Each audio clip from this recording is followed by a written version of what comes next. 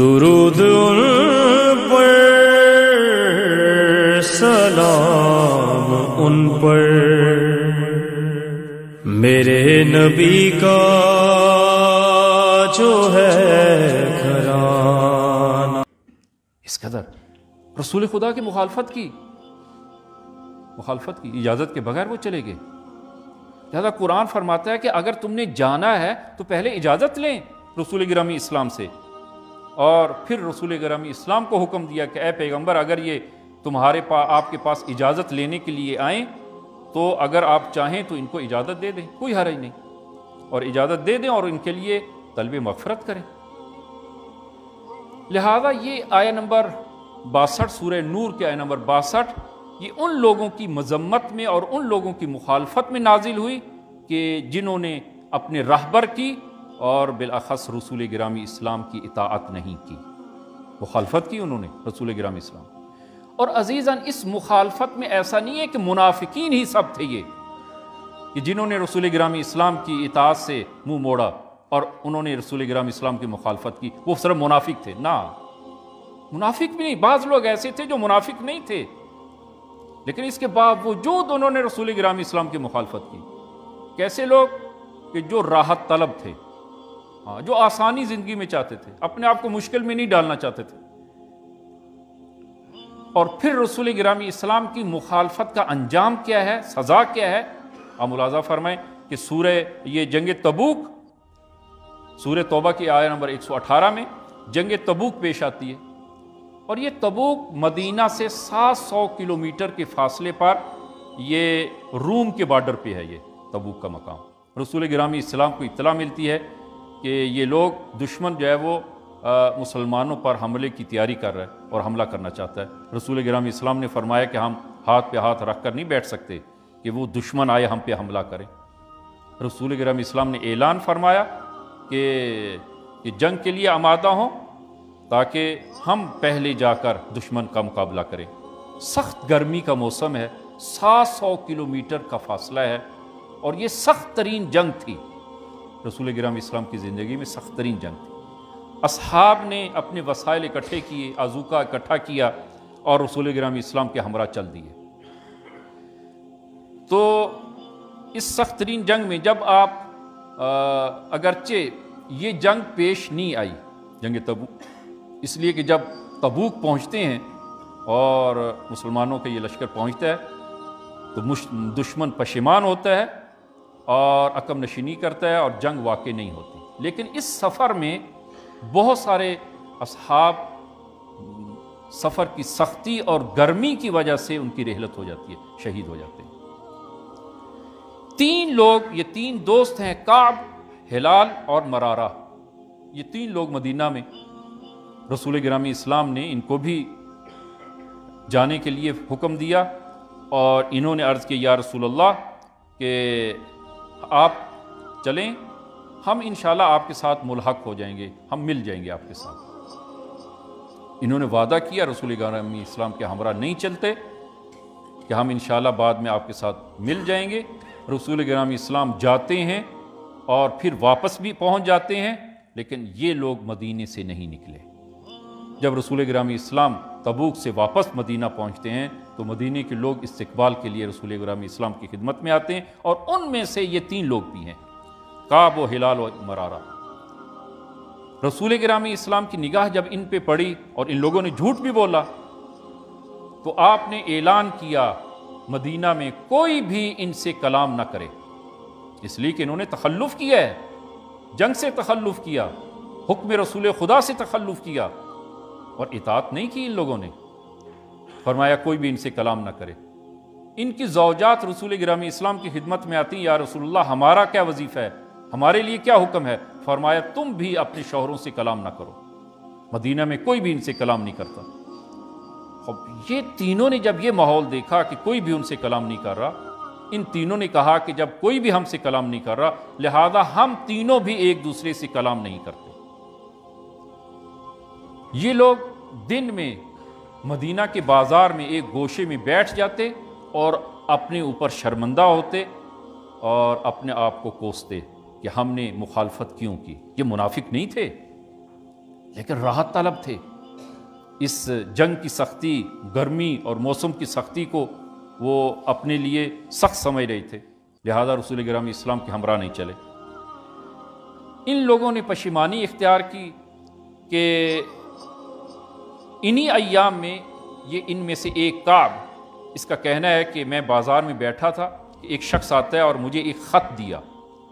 میں نے پوچھا کہ یہ خط کس کا ہے، تم کون ہو، یہ خط کس کا ہے؟ کہا میں مسیحی ہوں اور ہمارے مسیحیوں کے راہبر نے یہ خط تمہیں بھیجا ہے اور کہا ہے کہ اب جب کہ مسلمان بھی تمہیں قبول نہیں کرتے، آؤ مسیحیت اختیار کر لو، آؤ ہمارے پاس آ جاؤ. جب اس نے یہ کلام سنی اپنے دونوں ہاتھ سر پہ مارے اور کہا خدایا ہم اس قدر بدبخت ہو گئے ہیں کہ اب اسلام کو چھوڑ کر مسیحیت میں چلے جائیں. خدا کے حضور توبہ و زاری کی اس نے اور اس طرح اس کے دونوں ساتھیوں نے.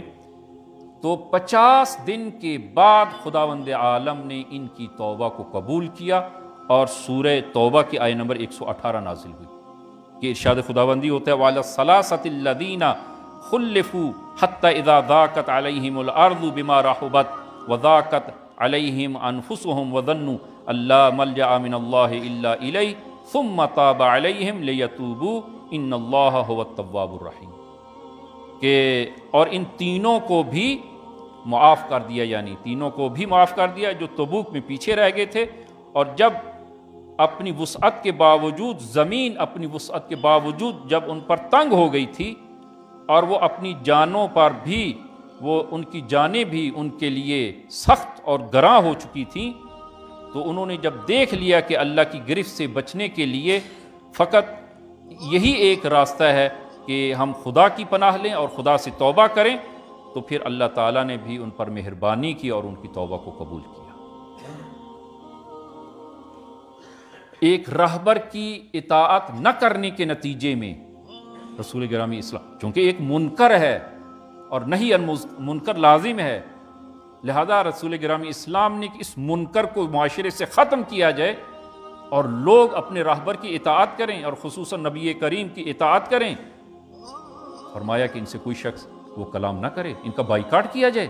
سوشل بائیکاٹ کیا ان لوگوں کا، اور جس کے نتیجے میں وہ لوگ اپنے آپ میں آئے، انہوں نے توبہ کی اور توبہ کے نتیجے میں خداوند عالم نے ان کو معاف کیا. اور پھر اس سورہ توبہ کی آیت نمبر 118، یہ ان تین لوگوں کے بارے میں جو سورہ یہ آیت نازل ہوئی، اس کے فوراً بعد سورہ توبہ کی آیت نمبر 119 کو آپ ملاحظہ فرمائیں کہ 119 نمبر آیت میں ارشاد ہوا یا ایھا الذین آمنوا، اے ایمان والو اگر تم چاہتے ہو کہ تمہارے ساتھ ایسا نہ ہو اور تم ایسی مشکل میں مبتلا نہ ہو تو کیا کرو، اتقوا اللہ، دو کام کرو. ایک تقوی الہی اختیار کرو، وَكُونُوا مَعَ الصَّادِقِينَ، اور صادقین کے ہمراہ ہو جاؤ. ہمیشہ صادقین یعنی معصومین کی پیروی اور اطاعت کریں تاکہ تم رحمت الہی تمہارے شامل حال ہو سکے، تاکہ تم رسول خدا اور اہل بیت کے وہ اوامر کی مخالفت تم سے سرزد نہ ہو. ہمیشہ کونوا مع الصادقین، صادقین کے ہمراہ ہو جاؤ. اور سورہ توبہ کی آیت نمبر 120 میں تیسری آیت یعنی 118 نمبر آیت ان تین کے بارے میں نازل ہوئی. 119 نمبر آیت ایک قاعدہ کلیہ بیان کیا کونوا مع الصادقین کی شکل میں، اور اس کے بعد تیسری آیت آیت نمبر 120 توبہ کی. پھر خداوند عالم نے دوبارہ وہ شکوہ کیا ان لوگوں کے بارے میں جنہوں نے رسول خدا کی یا معصوم کی یا رہبر کی، رہبر عادل کی اور رہبر معصوم کی جو مخالفت کرتے ہیں. خداوند عالم نے ان کا شکوہ کیا. اور ملاحظہ فرمائیں اس آیت مبارکہ کو کہ ما کان لأہل المدینۃ ومن حولہم من الاعراب، کہ اہل مدینہ اور گرد پیش اور ارد گرد کے بدوؤں کو یہ حق حاصل نہیں ہے، یعنی کسی کو بھی یہ حق حاصل نہیں ہے کہ ان یتخلفوا عن رسول اللہ، کہ وہ رسول خدا کی مخالفت کرے. کس کو حق ہے رسول خدا کی مخالفت کا؟ فرمایا کسی کو حق نہیں ہے کہ وہ رسول خدا کی اور معصوم کی مخالفت کرے. ولا یرغبوا بانفسہم عن نفسہ، اور کسی کو حق نہیں ہے کہ وہ اپنی جانوں کو رسول خدا کی جان سے زیادہ عزیز سمجھے. کسی مومن کو حق نہیں ہے اپنی جان کو عزیز سمجھے رسول خدا کی جان سے۔ اور ذالک بانہم، اور پھر فرمایا کہ اس راہ میں اگر تمہیں کوئی مصیبت پہنچتی ہے، کوئی تمہیں تکلیف پہنچتی ہے اور مصائب و مشکلات تمہیں اگر جھیلنا پڑتی ہیں، ولا لا یصیبہم ظمأ ولا نصب ولا مخمصۃ فی سبیل اللہ ولا یطؤون موطئا یغیظ الکفار ولا ینالون من عدو نیلا الا کتب لہم بہ عمل صالح۔ فرمایا اگر کوئی مصیبت پہنچتی ہے، کوئی تکلیف پہنچتی ہے، اگر پیاس برداشت کرنا پڑتی ہے، اسی طرح اگر تمہارے کسی کام سے کفار ناراحت ہوتے ہیں اور حق کی دفاع میں اگر تمہیں کوئی نقصان جانی مالی کوئی نقصان پہنچتا ہے تو جان لو یہ سب کا سب عمل صالح ہے خدا کے نزدیک، اور خداوند عالم ان تمام کا اجر تمہیں دے گا۔ یعنی اس راہ میں تمہیں مشکلات اٹھانا پڑیں گی، لیکن ان مشکلات کو اٹھانا ہوگا اور رسول خدا کی مخالفت کی کسی کو اجازت نہیں ہے۔